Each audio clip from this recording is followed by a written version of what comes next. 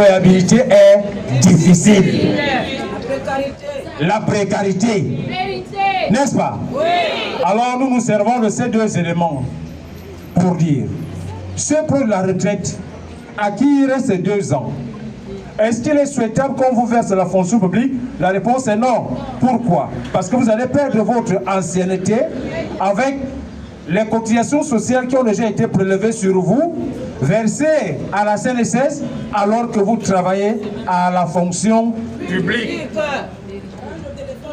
C'est seulement au Gabon qu'on a vu ce genre de personnel. Citez-moi un autre pays au monde qui a des agents publics qui travaillent au public et dont les cotisations s'effectuent au privé, en dehors du Gabon. Est-ce qu'il y a un autre pays? C'est seulement au Gabon, n'est-ce pas? Et nous disons que c'était une pyramide renversée. L'heure a sonné pour que nous redressions ensemble la bonne pyramide. Qui viendra faire notre administration? C'est nous-mêmes. Pour compter de la date du 30 août 2023, ça veut dire, c'est à nous de faire du Gabon ce que nous voulons que le Gabon soit dans les toutes prochaines années, dans les 50 ans à venir, dans les 100 ans à venir, pour les générations futures. Le chef du village était payé à 10 000 francs par mois. Suivez bien. Au 29 août 2023, le chef de quartier avait pour salaire 10 000 francs par mois. Qui est le chef de village? C'est le représentant personnel du président de la République dans un village. Il était payé à combien? 10 000. Le président de la République était payé à combien? À des centaines de milliards. Pour ton représentant personnel dans un village, lui il est payé à 10 000. Qu'est-ce que les autorités militaires ont fait? Ils ont ramené cela à 30 000 francs par mois. N'est-ce pas là de la joie? C'est de la joie, c'est ça non? Ils ont fait le rachat de Assala, n'est-ce pas? C'est aussi là de la joie. Ils ont donné 20 500 postes budgétaires aux jeunes Gabonais. C'est aussi là de la joie.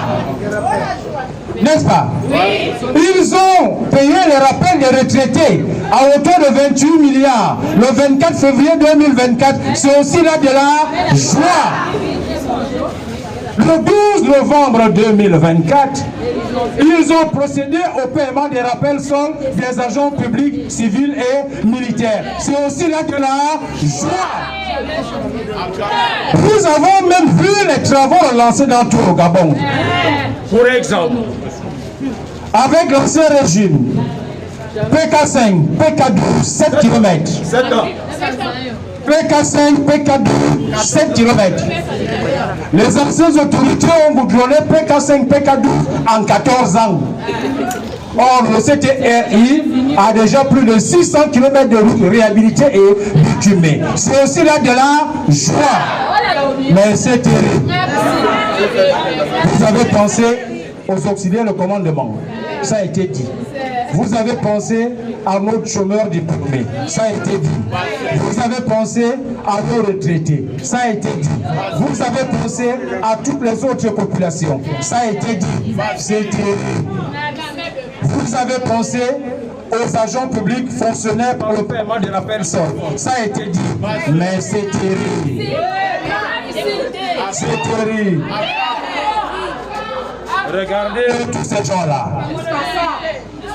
Dans tout ce que vous avez fait, personne parmi toutes ces personnes n'a bénéficié de quoi que ce soit. C'est terrible.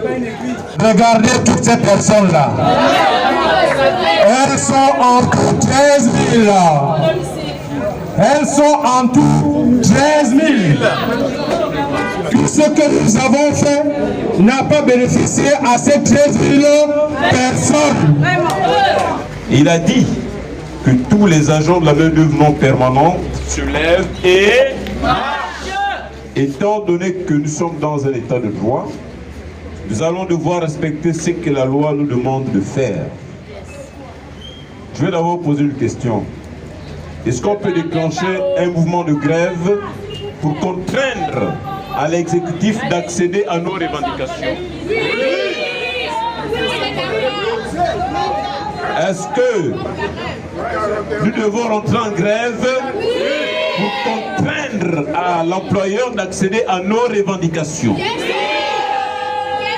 Étant donné que nous sommes prêts soit à marcher, soit à cesser le travail de façon concertée, nous allons devoir déposer un préavis de grève. Étant donné que on doit marcher, étant donné que nous allons cesser le travail de façon collective, dans le cadre de la grève qui est un droit absolu pour nous les travailleurs, pour contraindre à notre employeur d'accéder à nos revendications, nous allons devoir déposer un préavis de grève. Nous allons déposer un préavis de grève à la primature. Nous allons nous adresser à Monsieur le Premier ministre de la Transition, copie information au chef de l'État. Et nous leur accordons combien de jours pour déclencher notre grève? Une semaine. 8 jours. Soit à la fonction publique, soit à la primature. Nous allons choisir à la primature. Nous avons parlé de l'intégration dans la fonction publique. Nous avons parlé également de du non-reversement des cotisations CNSS par notre employeur. Et la grève est un des droits constitutionnels qui est accordé aux travailleurs, contraindre à l'employeur d'accéder à ces revendications. Donc l'Assemblée générale étante, nous avons décidé de déposer un préavis de grève de 8 jours. Dépasser ce délai, et bien la grève sera effective. Le piquet de grève sera établi bien sûr à la primature. Donc c'est pour dire que les agents de la main-d'œuvre du Gabon sont déterminés à faire en sorte que l'employeur incite à l'employeur d'accéder à leurs revendications. On ne peut pas être des agents de l'État et être maltraité. Le SMIC aujourd'hui à 80 000. Combien coûte le taxi, combien coûte le comprimé, combien coûte tout ce qu'on consomme? Ça coûte trop cher, il y a l'inflation. Alors, étant donné que nos salaires sont très bas, étant donné que l'employeur ne veut pas nous recruter dans la fonction pour changer de statut, nous n'avons pas le choix. C'était de lui contraindre par le biais de la grève qui est un droit constitutionnel. Nous respectons la loi.